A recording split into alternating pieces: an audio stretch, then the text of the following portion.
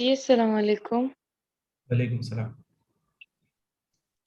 بہت اچھا آپ نے پڑھا علامہ صاحب، ماشاء اللہ۔ بیوی کی زندگی پہ کچھ چیزیں ایسی ہیں جو بیوی کی زندگی میں تھے، میں ہماری نے فرمایا زندگی میں تھا نہیں۔ سٹی مینشن کر دیجیے آپ لوگ۔ فروا بات کر رہی ہوں، کوئٹہ سے۔ جی جی، سوال کیجیے۔ یہ کچھ چیزیں ہیں جو بیوی کی زندگی میں تھے اور ہماری زندگی میں نہیں ہے، جو واجب بھی نہیں ہے اور ان کو انجام نہ دینا گناہ بھی نہیں ہے۔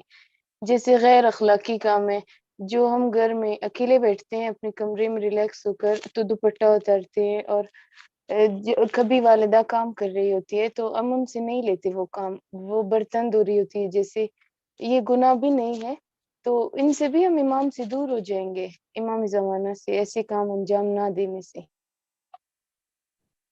جی جی، نیچرل سی بات یہ ہے کہ دیکھیں، کچھ ذمہ داریاں ہماری فردی ہیں، کچھ اجتماعی ہیں۔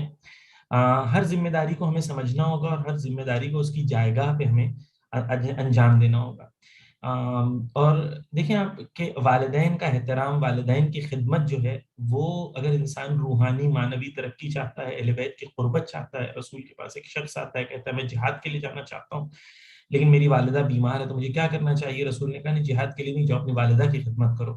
تو جہاد پہ جانے سے زیادہ رسول کہہ رہے ہیں کہ اس وقت ضروری تمہارے لیے ہے کہ تم اپنی والدہ کی خدمت کرو۔ تو اس کی عظمت واضح ہے، اور الحمدللہ جیسے آپ نے کہا کہ ہم ایکچولی ہماری زندگی میں ہمیں لگتا ہے کہ امام زمانہ کے لیے ہم کچھ کرنا چاہتے ہیں تو بڑے بڑے کام کریں، جبکہ ہمارے لیے ہر کام کو اس نیت اور اس قربت سے کرنا ضروری ہے کہ میں یہ کام اس لیے کر رہا ہوں تاکہ میں امام زمانہ کی رضایت چاہتا ہوں۔ مثال کے طور پر جیسے آپ نے کہا کہ والدہ اگر کام کر رہی ہے اور میں اگر آرام کر رہا ہوں یا کر رہی ہوں، تو اگر میں ان کی ہیلپ کروں گا اور میں اس نیت سے کروں کہ میں امام کی رضایت کے لیے کام کرنا چاہتا ہوں، تو یقیناً انشاءاللہ قربت امام اس سے نصیب ہوگی انشاءاللہ۔